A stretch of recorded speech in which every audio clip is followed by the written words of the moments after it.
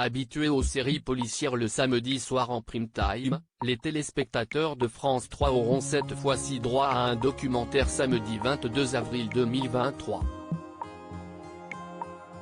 Ce jour-là, la chaîne publique diffusera à partir de 21h05 le film inédit baptisé Tous les chanteurs s'appellent Michel, écrit par Guillaume Godard, Bernard Farou et Boris Donnet. Tous les chanteurs s'appellent Michel retrace à grands traits le parcours de ces 6 vedettes, de leur début fulgurant ou laborieux, à la fin des années 1960, jusqu'à l'apogée de leur carrière, dans les années 1970 et 1980, a indiqué France 3 dans un communiqué. On revient sur leur enfance et leurs origines familiales et sociales, qui expliquent le caractère de chacun. On raconte aussi comment le succès, avec ce qu'il a de grisant, a pu conduire certains d'entre eux dans les excès et la dépression. Mais on s'attache surtout à montrer comment ils ont su refléter la sensibilité de leur époque, dans leurs looks bien sûr, aujourd'hui délicieusement kitsch, mais surtout dans leurs chansons. Michel ont voulu donner à leur public des chansons qui lui parlaient et lui ressemblaient, en touchant sa fibre romantique avec de très grandes chansons d'amour, en jouant sur son esprit libertaire et idéaliste, son goût de la provocation, en chantant la société qui changeait et le monde qui se dégradait, autant de thèmes toujours actuels, qui font que leurs chansons résonnent encore très fort aujourd'hui, a ajouté la chaîne publique.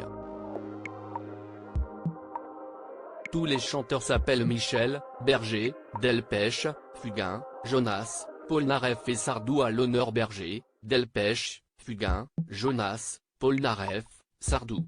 Ils s'appellent tous Michel, et si ça n'était pas une coïncidence ?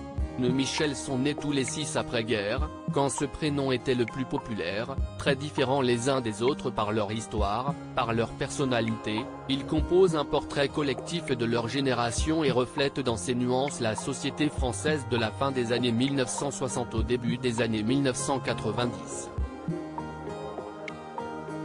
S'ils sont reliés par ce prénom, ils sont aussi très différents par leur caractère, mais aussi par leur histoire, leurs origines sociales.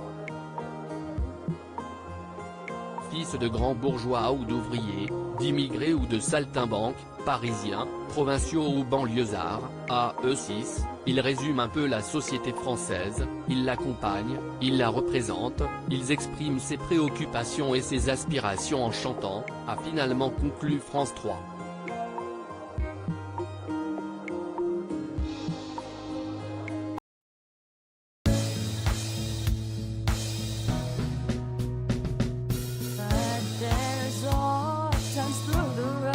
I think you can let me know. Sit down, sit back, let me help